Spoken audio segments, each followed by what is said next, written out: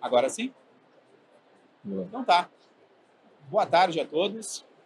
Me chamo Fabiano. Nós estamos aqui diretamente do VTEX Day e vamos fazer hoje, estamos trazendo um convidado especial aqui para o Max Voices, certo? Estou aqui com a presença do Bruno. Quero fazer a apresentação do Bruno. O Bruno é cofundador e diretor de operações da Kolbe Apps, plataforma SaaS para criar e gerenciar aplicativos de e-commerce 100% customizados. Ele é especialista em soluções digitais com foco em tecnologia, design e usabilidade voltados para performance. Então, aqui é um profissional com um histórico gigante nesse meio e a gente quer trazer para vocês e apresentar algumas soluções e falar bastante sobre do projeto ao negócio, como as agências e as empresas de tecnologia estão ampliando receitas com seus clientes de e-commerce. Então, boa tarde, Bruno. Muito obrigado pela presença. Seja bem-vindo ao Max Voices. Muito obrigado, pessoal. Boa tarde. Obrigado pelo convite. Estou um pouco sem voz. A gente está com um stand aqui pertinho aqui com a Kolbe, então estou falando ontem e hoje o dia inteiro. Mas vai ser um prazer poder dividir um pouquinho essa experiência que a gente tem, tanto de aplicativo, de ecossistema também aqui, de VTEX, de agência e assim por diante. Legal, Bruno, muito obrigado. Então, já fica o convite, né? Para as pessoas visitarem o stand da Kolbe também e visitarem depois com mais profundidade o stand da Max aqui no VTEX. Bom, Bruno, trazendo então, vamos começar então o papo aqui e trazendo conhecimento para o pessoal. Bom, Bruno, você que lidera as operações na Kolbe e atua próximo a grandes marcas. Qual foi um case que mudou sua percepção sobre o papel de um aplicativo na jornada do cliente? Perfeito. Hoje a Kolbe, nós temos mais de 100 clientes de e-commerce, a gente atua em mais de 250 projetos e um grande desafio é sempre a gente encontrar a melhor experiência do nosso cliente que vai fazer sentido com o negócio. Então a gente tem que estar ali em e-commerce vendendo mais, faturando mais, mas se a gente não trouxer esse valor agregado para o usuário, de ter uma boa experiência, de conseguir trabalhar isso de uma maneira legal dentro do digital, ele não vai ficar ali, ele não vai converter. Eu acho que um case super legal que a gente tem em conjunto com a Max foi o case da Jequiti, do Grupo Silvio Santos, onde nós trouxemos junto com eles toda uma jornada de live commerce. Então a gente sabe que eles têm um poder muito grande de atuação tanto na TV quanto em outras mídias e através disso a gente conseguiu com eles fazer uma jornada de compra onde tinha uma live da Patrícia Bravanel no SBT falando sobre os produtos da Jequiti. Foram cerca de 4, 5 horas de live no SBT. Essa live ela era transmitida dentro do app e tu podia fechar a compra e a jornada de compra ali dentro. Então foi onde a gente entendeu que a experiência de usuário fazia muito sentido e a Jequiti conseguiu bater recordes absurdos de venda. Tem alguns dados públicos que eles divulgaram, mas a live foi um sucesso e foi onde a gente conseguiu entender que a gente podia mudar e unir esses dois meios. A gente está pegando o meio da TV junto com o meio de uma live, junto com o fechamento de compra do aplicativo.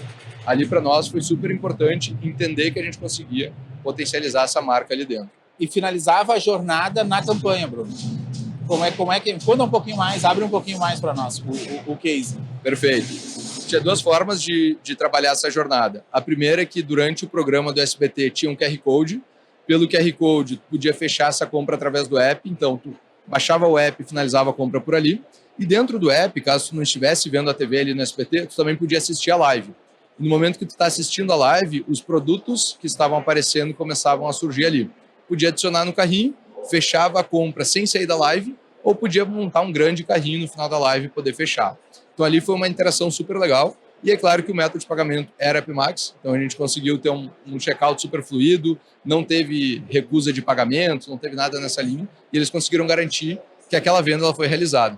E quando a gente fala de uma venda de live, ela é uma venda muito rápida. Eu estou vendo o produto, eu vou fechar o carrinho, daqui a pouco eu vou fechar 2. A gente viu que tinha usuários que fecharam mais de 10 carrinhos ao longo da live. Ele ia lá, comprava o produto, esperava ver um novo produto, comprava de novo. É aquela sensação de poder trabalhar essas promoções, né? E o SBT fez isso muito bem ali na Jequiti.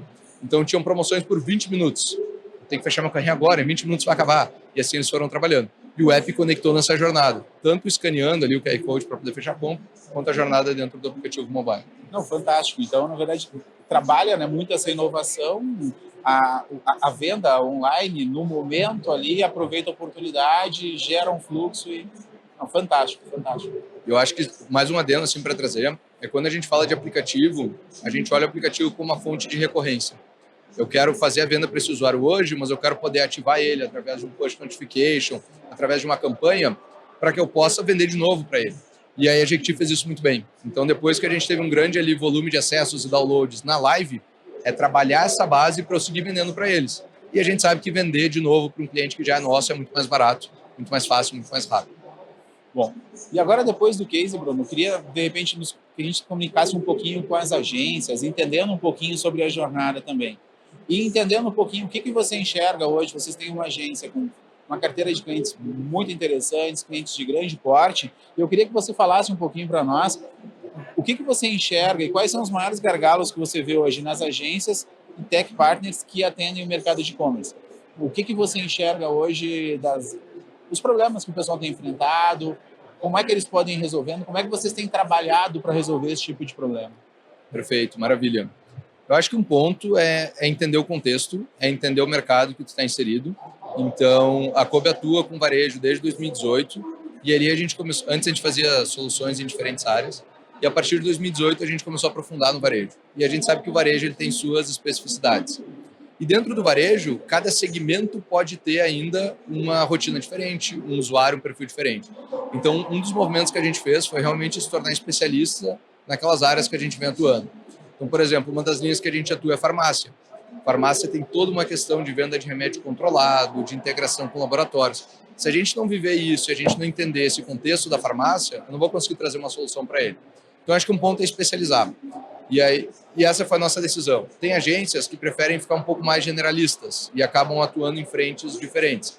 A cada decisão de abrir um novo segmento, a gente entendia que a gente ia ter que aprofundar e estudar para poder fazer isso.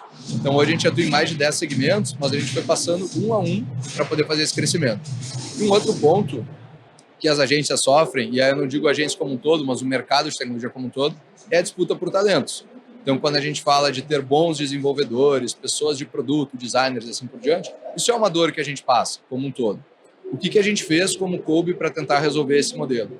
Até 2022, a gente atuava fazendo soluções customizadas. Então, chegava um cliente na Kobe, eu ia lá, montava uma equipe, 10, 15 pessoas, e entregava aquela solução para ele. Era mais caro, muito mais caro, e eu precisava ter 10 pessoas. Se eu quero ter 10 clientes, eu preciso ter 100 pessoas. Como é que tu escala isso? Se eu preciso ter 20 clientes, eu tenho que ter 200 pessoas? É muito difícil. Então, em 2022, nós mudamos o nosso modelo de negócio, e aí depois vai encaixar um pouquinho mais quando eu falar sobre receita, e nós criamos uma plataforma SaaS. O que isso significa? Eu entendi que o meu cliente ele não queria esperar 6 meses, 1 ano para lançar um app. Ele não queria pagar um time de 10, 15 pessoas. Ele quer pagar uma mensalidade, ele quer pagar uma assinatura, como o Netflix. Paga uma assinatura, começa a usar o serviço. Não fez mais sentido, para de pagar, para de usar o serviço. E assim foi a nossa virada de chave em 2022. Então a gente criou uma plataforma única e com essa plataforma eu consigo atender hoje mais de 120 clientes. E o cliente me paga uma assinatura. Então é mais barato para o cliente, eu lanço o app em menos de 30 dias, me conecto com vários parceiros como a AppMax e eu consigo mudar o meu modelo de receita. Nesse momento, eu consigo, hoje a Kobe tem cerca de 110 funcionários. Com 110 pessoas, eu estou atendendo 120 clientes. No passado, eu tinha 90 pessoas para atender 9 clientes. Então, aí foi uma virada onde eu ainda tenho uma dependência de dev, tech, mas eu preciso de menos desenvolvedores para entregar mais valor agregado na ponta para esses clientes. Então, tem um momento que vocês resolveram, poxa, nós precisamos investir em tecnologia para conseguir levar o melhor serviço para o cliente e não ser só recurso humano da agência intelectual, mas também aproveitar a solução tecnológica para levar para o cliente. Exatamente. Dentro daqueles nichos que você colocou, na cauda longa, né, onde você tem nichos específicos, começaram a desenvolver, então, soluções para aquele perfil de cliente. Exatamente.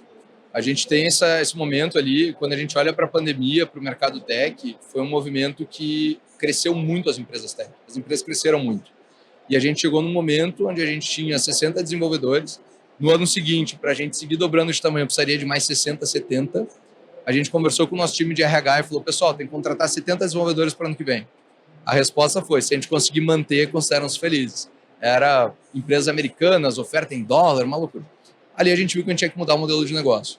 E aí a gente começou escolhendo, dentro do segmento de varejo, que era o segmento que a gente atuava, a gente começou com empresas de eletrônicos. Depois de eletrônicos, a gente foi para eletrodomésticos, que era mais próximo. Depois a gente foi para moda, supermercado, farmácia, e assim a gente foi ampliando a nossa linha de clientes. Bom, deixa eu fazer uma pergunta, Bruno, que eu vejo que muitas agências hoje elas estão... É um dilema sobre o processo de venda, tá? Sobre as barreiras de tipo de venda. Eu cobrar, por exemplo, para o projeto ou eu cobrar num formato de success fee, certo? Onde eu tenho uma parte do resultado. Como é que você enxerga esse momento no mercado? Como é que você enxerga o posicionamento das agências?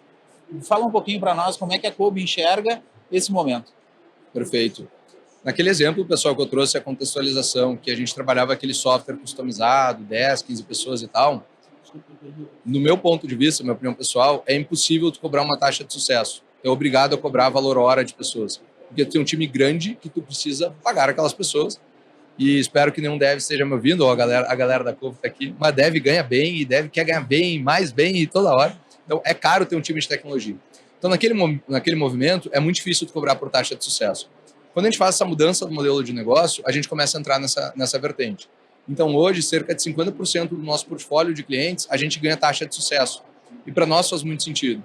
A gente entende que a tecnologia ela tem que destravar o negócio do cliente e ela não tem que ser um custo. A tecnologia tem que se pagar. Então, agora, se vocês forem depois passar no nosso stand, a gente tem um plano super acessível, onde eu ganho uma taxa de sucesso. E eu tiro aquela fricção do cliente. Tá, mas eu vou testar um canal novo, aplicativo, será que eu vou vender? Se eu não vou... Se não vender, tá tudo bem. Eu não vou ganhar, tá tudo bem. Eu estou entrando com um trabalho na frente. E se tu começar a crescer e começar a faturar bem, também faz sentido que eu possa ganhar. O skin the game. Skin the game. Só que eu só consigo fazer isso quando eu fiz a transformação do meu modelo de negócio. Eu só consigo enxergar as agências cobrando nesse formato se elas também tiverem essa transformação, de irem para uma plataforma SaaS, que é um software as a service. E em cima disso, tu pode trabalhar esse modelo. Senão é muito difícil. É muito difícil. Porque senão tu não consegue nem entregar, né? Daqui a pouco, se tu continuar com um modelo muito de HH, de homem-hora, para entregar para aquele cliente, se não performa aquele negócio, primeiro é mais difícil de performar, porque tu não tem a tecnologia, tu não tem o desenvolvimento tanto do know-how, envolve muito pessoas, né? E aí tu não consegue classificar, tu não consegue colocar um success fee no processo, né? E indo naquele modelo anterior de valor hora e tudo mais, o que acontece? Tu vai levar 3, 4 meses para lançar o projeto. Quem é que paga essa conta? Vai pagar o dono da empresa. Quantas contas assim a agência vai poder suportar para botar no ar para começar a ter resultado? Aí a pessoa vem num VTEX Day e fecha 10 clientes, meu Deus, vai quebrar a empresa, porque eu vou ter que trabalhar 3 meses de graça sem poder ganhar. No nosso modelo de plataforma, onde eu tenho um time único que eu atendo toda uma base, eu consigo olhar para o cliente e falar, eu lanço um app em menos de 30 dias, nós lançamos. Então eu posso olhar para ele e falar, menos de 30 dias, meu processo, eu pago esse custo e a gente vai colocar no ar e eu vou ter um ganho de sucesso lá na frente. Então o modelo ele começa a viabilizar. Mas também tem um ponto sobre taxa de sucesso, que eu acho que é importante destacar aqui. Hoje a Kolbe ela atua com os 3 tiers de clientes da VTEX, atuamos em Shopify também. Então a gente tem um cliente que está começando no digital, mas ao mesmo tempo a Fast Shop é nosso cliente, a Americanos é nosso cliente, a Cacau Show é nosso cliente. Esse cliente grande é difícil de cobrar taxa de sucesso, porque ele sabe quanto que ele vende, ele sabe que ele vende muito bem. Ele vai olhar para mim e dizer, cara, taxa de sucesso não, vou te cobrar um valor fixo. E eu consigo ele já tem sucesso, né? Já tem sucesso. Ele já tem sucesso, né? Na verdade, quer melhorar a performance dele. Exatamente. O que a gente consegue fazer com esses clientes? A gente consegue cobrar uma boa mensalidade, um valor que é muito bom para nós e que, ao mesmo tempo, é muito mais barato para esse cliente do que se ele fosse ter uma equipe dedicada, uma agência no modelo customizado e tal. E aí a gente consegue entrar nesses grandes clientes. Um exemplo de Fast Shop, eles tinham toda a tecnologia proprietária, o aplicativo há mais de 8 anos, eles resolveram tirar fora o aplicativo e pegar a solução da Kolbe. Então, a nossa solução foi criada para isso, para que a gente consiga atuar junto com esses clientes. Bom, e vocês hoje têm uma carteira de clientes, têm uma rede de relacionamento que vocês têm os serviços de vocês. Queria trazer um pouquinho agora a pauta de cross-selling, certo? Como é que vocês pensam e como é que vocês exploram as oportunidades de cross-selling? A Kolbe, que está aqui conosco, né, ela é uma unidade hoje nossa PaaS, que é o Payments as a Service. Então, eles usam as soluções da Max para levar para os clientes. Então, a gente quer contextualizar para vocês e eu queria ouvir do Bruno e levar para vocês essa informação de como é que eles enxergam isso para os clientes, essas oportunidades de cross-selling. Eu queria ouvir um pouquinho de ti, Bruno, sobre esse ponto. Muito bom, maravilha. Quando a gente olha para o universo de e-commerce e de varejo, a gente tem uma série de soluções. Então, desde o início da nossa construção, a gente sempre pensou em plugar parceiros. Então, por exemplo, lá dentro de um aplicativo, tu pode ter uma vitrine inteligente para mostrar uma recomendação de produto. Eu não vou desenvolver dentro de casa essa vitrine inteligente. Eu vou me plugar num parceiro de vitrine inteligente. Uma questão de cashback. Pô, eu não vou desenvolver todo um módulo de cashback dentro. O meu o meu core business é ajudar o cliente a vender e plugar parceiros. Então vou lá e faço uma parceria com uma empresa nessa linha. Método de pagamento, pô, se você soubesse a complexidade e devem saber que é para fazer o que a Pimax faz, vocês entenderiam por que a Cube não quer entrar no método de pagamento e fazer um método de pagamento. Então, nesse contexto, a gente olha muito para essas parcerias. E quando a gente trabalha em e-commerce, a gente começa a ter muita sinergia de carteira, de clientes e de possibilidades. Então, se eu tenho cliente na ponta e eu sei que eu tenho uma solução super interessante com a Pimax, que vai trazer um ganho de performance maior para ele, com taxas super competitivas, por que eu não vou indicar? Se eu indicar para ele, isso faz sentido. Ele vai começar a ter uma remuneração melhor, vai começar a ter menos problema de chargeback e tudo mais. Então, no final do dia, meu cliente está ganhando bem. E dentro desse processo, se eu conseguir ter uma comissão, alguma coisa de indicação, faz muito sentido para mim também. Porque dentro desse ecossistema que eu tenho, a gente tem vários parceiros plugados e quando a gente consegue ter essa relação ganha-ganha em todas as pontas, faz muito sentido. E aí, claro, tem toda uma parte de fechar parcerias com pessoas que vocês confiam, que vocês sabem que funciona, e a Pimax entrou muito nessa vertente. Então, eu confio na Pimax para poder indicar para o meu cliente, porque eu sei que no final do dia ele vai ganhar mais. E essa relação para o cliente é transparente. Ele sabe que a Cobo está indicando e sabe que isso está plugado dentro da nossa solução. Bom, mas um ponto importante, né, hein, Bruno? A Cobo, ela fez uma análise bem criteriosa para, de fato, entender se a solução que ela estava levando para o cliente, de fato, ia dar mais resultado. Né? Quando você trabalha no modelo de success fee, se você levar uma solução de meio de pagamento, que daqui a pouco não tem a melhor performance, na verdade, você está perdendo por um outro lado, né? Então, exato, essa análise é importante, né? Entender se aquela solução ali ela vai se enquadrar com o teu cliente, e aí vocês entenderam que a nossa solução se enquadraria, né, nos clientes Cobo. Perfeito. No final do dia, o que eu preciso, aí falando, eu, Bruno, olhando para a Cobo, eu preciso que o meu cliente venda mais. Eu preciso que no final do dia ele venda mais.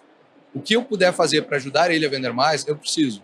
Uma vitrine inteligente, é um push notification, é um banner diferente, é um método de pagamento mais eficiente. Então, eu preciso disso. A nossa meta da nossa área de CS, do Customer Success, é fazer o cliente vender mais. A meta deles é essa. Então, a gente pega o GMV da carteira e tem que aumentar aquele GMV da carteira. Então, a gente fica do lado do cliente, ajudando, fazendo campanha, ajudando ele a trabalhar em cima disso. Quando eu olho para um parceiro, esse parceiro ele tem que me ajudar a crescer. Eu não posso indicar um parceiro que vai fazer eu vender menos. Aí eu estou quebrando a minha essência e a minha meta como empresa. Teu core. Exatamente. O core da Cobo, a meta institucional da Cobo é fazer o cliente vender mais. É isso. Tá na parede da Cobo essa meta. E a Pimax vem muito nessa vertente. Quando a gente olha para toda a questão das taxas de vocês, são super competitivas ali para o cliente poder trabalhar, mas principalmente a questão de aprovação. Eu não posso perder compra. É muito doloroso quando a gente olha dentro do fluxo. Pô, eu fui lá, fiz uma campanha de push, abri na home, mostrei uma vitrine inteligente. No carrinho eu botei um parceiro para ver o tamanho da camiseta ou da roupa. Levei o usuário para o carrinho, aplicou o cupom de desconto, chegou na última etapa. Toda essa jornada ela é cara, cheguei lá. Não fechou. Convenceu o cliente a aumentar o investimento. Convenceu o cliente. Chegou na hora de pagar, deu problema. Cara, quem está perdendo sou eu, o cliente, o parceiro do push, o parceiro da vitrine inteligente, a AppMarket. O cliente não volta. O cliente não volta. Então, por isso que a gente olha com muito cuidado para esses parceiros, para que a gente realmente seja muito assertivo e no final do dia a gente consiga vender mais. Quando vocês levam uma solução completa, Bruno, para o cliente, onde você tem um ecossistema para justamente chegar no final lá e entregar para o cliente um resultado melhor na última linha. Isso muda para vocês alguma coisa sobre a precificação do serviço? Vocês conseguem enxergar isso de um formato macro? Como é que vocês pensam hoje sobre quando vocês fazem essas parcerias por resultado, por performance? O que vocês conseguem enxergar no cliente lá na precificação, por exemplo? Existe algum critério que vocês levam em consideração? Perfeito. Considerando a nossa base e os segmentos que a gente atua, a gente começou a cada vez mais ter dados em cima disso. Então, a gente consegue fazer algumas previsões. Aquele cliente com aquele tamanho, dentro daquele segmento, com este faturamento no site, eu sei que tantos por cento vai passar pelo app e aí eu começo a trabalhar minha precificação em cima disso. Então, segmentos variam em média, assim, o nosso app hoje ele fica entre 35% a 45% do share, do dígito do cliente. Em alguns casos, como o da farmácia São João, eu posso falar, é público, eles chegam a bater 60% de venda através do aplicativo. Então, quando chega um outro cliente de farmácia, que eu já tenho esse estudo, já entendo, eu sei quanto vai passar pelo app, eu sei quanto que ele fatura no site e eu consigo trabalhar em cima disso uma precificação. E da nossa precificação, a gente mostra isso para o cliente. A gente abre uma tabela e fala, olha, nossa expectativa de faturamento dentro do app é essa, aqui vai ser o valor que tu vai me pagar mensalmente, porque também não adianta eu não mostrar esse dado para o cliente, depois eu fico caro, ele vai dizer, não, está crescendo muito. Então, a gente mostra isso para ele, ele dá um commitment com a gente e a gente vai atrás de buscar essa receita junto com ele. Bom, ô Bruno, e assim, eu queria trazer um pouco o case Cobo, que eu acho que ele é fantástico, até para comunicar com as pessoas e entender. vocês tiveram uma mudança, de certa forma, radical de forma de atuação no dia que vocês saíram só da prestação de serviço sob demanda num cliente para levar uma solução, para criar serviços de receita recorrente, tornar mais viável para o cliente sem um alto investimento inicial, quando vocês começaram a transformar essa parte para o SaaS. Queria que você comentasse como é que internamente funcionou isso na Kolbe, porque é uma mudança radical de rumo que não é o comum muitas vezes nas agências. O pessoal continua, eu brinco muito, eu falo, né, que quando a gente está fazendo por projeto, a nossa demanda é muito por projeto, todo dia a gente tem que reconquistar, ou conquistar ou reconquistar um novo cliente, né? Acorda de manhã já pensando, puxa, eu tenho que reconquistar um novo cliente, e às vezes a gente até peca depois no suporte àquele cliente, porque eu preciso amanhã buscar um outro cliente, talvez eu não consiga. E eu queria entender, dentro da Kolbe, quando vocês fizeram essa virada de chave, como é que foi isso, o quanto o quão difícil foi, queria que você comentasse um pouquinho para nós sobre esse tipo dessa decisão e esse momento chave, na minha visão, que foi essa virada. Perfeito. É um movimento difícil, foi um movimento... E por que é difícil? Assim, vou abrir algumas vertentes para explicar por que é difícil. A Kolbe é uma empresa bootstrap, significa que a gente nunca pegou dinheiro ao mercado, a gente nunca captou. Foi sempre gerando dinheiro para poder fazer um movimento. Então, a gente surge a empresa em 2014, eu tinha 18 anos na época, vou fazer 30 anos agora. Zero capital, segundo semestre da faculdade, tem que trabalhar, tem que gerar dinheiro. E a gente começou a atender cliente, gerando dinheiro, assim a gente foi construindo a empresa. Quando a gente vai fazer esse movimento, ele é muito difícil porque, assim, uma agência como um todo, ela gera lucro, ela tem contratos grandes, ela tem contratos bons. Então, eu tinha uma receita sólida, um contrato recorrente, um contrato longo com esse cliente, mas eu sabia que eu tinha que mudar aquilo. E aí tu chega internamente, fala para o financeiro, começa a conversar com o pessoal. Tá vendo essa receita aqui que é grandona? Ela vai começar a diminuir, porque eu vou apostar que este produto vai começar a crescer. Quando que vai virar? Eu espero que vire essa receita em 6 meses. Tu me confirma isso? Claro que não, mas eu vou tentar. E aí a gente começou um movimento muito importante de mudar os formatos de contrato. Então a gente sabia, e aí quando a gente olha para uma startup SaaS, a curva de lucro e prejuízo ela é o seguinte, ela começa aqui no D0, prejuízo, prejuízo, prejuízo, prejuízo, lucro, lucro, lucro, exponencial. A gente sabia que a gente ia passar por esse período. Quão longo é esse período, eu torcia e rezava que o menos possível. Mas tem mercado, tem que conquistar, tem que ter portfólio e assim por diante. Então o que a gente fez internamente dentro da Kolbe? Nós separamos uma área, um time menor, e a gente construiu que aquele time ele ia ser uma pesquisa e desenvolvimento e a gente ia ter um orçamento para pagar aquele time. E à medida que fosse necessário, a gente ia aumentando aquele time. A gente se empolgou bastante no início, a gente começou a migrar a empresa inteira para lá. E a gente começou a trazer, a receita começou a vir. Então foi um movimento ali de mudança de finança, de modelo financeiro, isso foi difícil. Abrindo alguns números assim, cara, tu abriu mão de um contrato de 3 milhões por um contrato de 120 mil para o mesmo cliente. E teve um cliente que olhou para nós e falou, vocês são loucos. Eu falei, cara, confia em mim que eu vou te entregar uma solução boa e eu tô confiando em mim mesmo que isso aqui vai ser bom. E eu mudei um contrato de 3 milhões por um contrato de 120 mil no ano. Porque eu sabia que lá na frente isso ia voltar. Então tem esse modelo financeiro que foi difícil, principalmente por não ser acelerado, por a gente não ter uma rodada de investimento. Paralelo a isso, mentalidade de time. Eu tenho um time que está acostumado a trabalhar num ritmo exclusivo para um cliente, eu estou acostumado num modelo de lideranças, de áreas, de sub-áreas, que estavam formados numa visão de agência. Quando a gente olha para produto, o jogo é completamente diferente. A mentalidade do time tem que ser, eu estou construindo essa funcionalidade que tem que ser usada por 120 clientes. É diferente de eu estar construindo uma funcionalidade que vai ser usada para este cliente neste contexto. E aí foi uma mudança muito importante de mentalidade, de time, de estrutura. Basicamente, a gente desfez toda a estrutura, organograma da Kolbe, as lideranças deixaram de existir daquela forma e a gente foi mudando o time. E chegou um momento que a gente viu que cargos e salários tinham que mudar, porque era uma estrutura nova de produto. E foi uma transformação inteira. Cara, talvez fosse mais fácil, honestamente, começar uma empresa do lado que fizesse isso. Mas é a nossa empresa, a empresa que a gente tem, a empresa que a gente ama, é o nosso dia a dia. Eu estou desde os 18 anos nela. Então foi muito esse movimento. A gente vai trocar esse modelo com o carro andando. E aí foram vários desafios, tecnologicamente, de tecnologia, financeiro, gestão de time, mentalidade de time. E a gente fez todo esse modelo. Não demitimos ninguém dentro desse processo. E a gente foi migrando todos os projetos para cá. E no meio do ano passado, encerraram-se os últimos contratos legados e efetivamente só temos time trabalhando dentro do nosso produto. É muito interessante, né, Bruno? Porque é aquela história, vocês já devem ter ouvido falar, se ouve muito falar, né, que nós criarmos tornar o nosso serviço, o nosso produto obsoleto, né?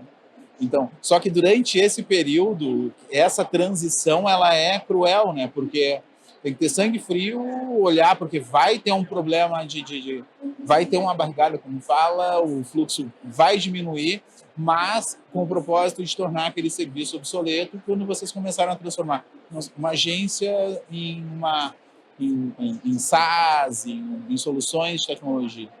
Exatamente, acho que sempre vai ter essa curva, tem que entender a duração dessa curva. Felizmente superamos já há um bom tempo essa curva. Não, melhorou a situação, tudo certinho.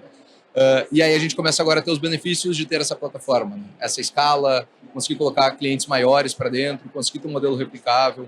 Agora a gente já está começando um movimento também de expansão, começando em outros países, várias negociações para a gente começar a pisar lá fora, que eram coisas que antes ia ser mais complexo, agora é mais fácil, mas é um movimento difícil, mas que certamente vale muito a pena. Perfeito. Bruno, acho que nós vamos começar agora aí para o nosso final aqui do bate-papo, certo? Pode fazer suas considerações finais, aí se você quiser ponderar alguma coisa que você queira colocar, fica à vontade, amigo. Perfeito. Acho que assim, pessoal, não sei se vocês são de agência, se vocês são no mercado ou não, mas acho que a mensagem que eu gostaria de passar é: a tecnologia ela tem que se pagar, ela tem que ser fácil, ela não tem gerador de cabeça. Se vocês vão entrar num projeto que é complexo, que é caro, são satisfeitos de retorno, avalia bem, calcula. Outra coisa também que a gente sempre fala: olha o VTEX Day aqui, olha o tamanho de empresas, olha os parceiros que tem aqui. Tem muita gente fazendo muita coisa boa. Vou desenvolver dentro de casa, vou construir algo. Conversa com um parceiro, bate um papo. Tenta entrar no modelo de success fee. Daqui a pouco, tá caro esse projeto no início. Beleza, entra no risco com alguém, conversa com as agências, conversa com as empresas. Tentem destravar isso. E no final do dia, se vocês têm uma loja ou se vocês atendem clientes que têm loja, vocês têm que tirar valor agregado para o cliente da ponta. Então, muitas vezes a gente esquece o cliente da ponta, que é o usuário final, e foca muito em criar maneiras de aumentar o nosso lucro. Beleza, isso é super importante. Mas só vai aumentar o lucro se a pessoa comprar. O que eu posso fazer para a pessoa comprar na ponta? Que experiência eu posso trazer para ela, para que ela queira comprar o meu produto e queira seguir comprando o meu produto? Então, hoje, desses nossos 120 clientes, a gente tem 40 milhões de usuários ativos anualmente e 10 milhões de usuários ativos mensalmente. Na verdade, eu tenho que pensar nos 10 milhões. Porque se eu não trazer uma solução boa para os 10 milhões que estão ali na ponta, baixando o aplicativo, eles não vão comprar, vai diminuir a receita e no final do dia eu vou perder o meu cliente de 120. Então, é uma relação que a gente é B2B2C. Eu preciso estar lá olhando o C da ponta, mas tem que olhar o B do meio. E agora a gente lançou B2B2B, então é a indústria vendendo direto para o consumidor. Então, tem que entender essas particularidades, tem que entender o segmento que vocês estão, mergulhar de cabeça e ponta a ponta. Assim, eu acho que se há 2 anos atrás a gente tivesse aberto 20 segmentos ao mesmo tempo, a gente ia se atrapalhar. A gente ia tentar vender uma solução que não funciona, não ia ser legal. Então, ponto a ponto, focando na solução que no final vai dar certo. Planejamento estratégico aí, focado, direcionado para conseguir chegar nos resultados, né? Exatamente. Bom, queria agradecer a presença de todos que nos assistiram aqui, as pessoas que estão nos assistindo nas redes sociais, que vão nos assistir nas redes sociais. Queria agradecer aqui a presença do Bruno com a gente aqui, né? Bruno, muito obrigado. A Kolbe para nós é uma referência, uma empresa que a gente admira muito. Tem uma parceria muito legal com a Max, então a gente faz muito negócio juntos. Eu acho que está muito relacionado até que o Bruno falou por último. Em alguns momentos nós temos que nos unir para conseguir levar a melhor solução para o cliente, porque a gente não vai conseguir criar todas as melhores soluções possíveis para todos os nichos, para todos os clientes. Então nós temos que identificar os perfis das empresas, nos aliar com quem a gente pode para que a gente consiga, de fato, levar o melhor resultado lá para o cliente final, para o cliente que é o e-commerce ou o outro cliente. Na verdade, tem que ter todo mundo tem que estar satisfeito nesse processo. Mais uma vez, então, muito obrigado a todos, uma excelente tarde. Curtam aí o evento, que está fantástico. Bruno, muito obrigado. Muito obrigado, pessoal. Estou à disposição agora aqui para bater um papo. O stand da Kolbe está aqui na Diagonal, aqui pertinho. Sintam-se à vontade também para nos visitar. Obrigado, pessoal. Obrigado.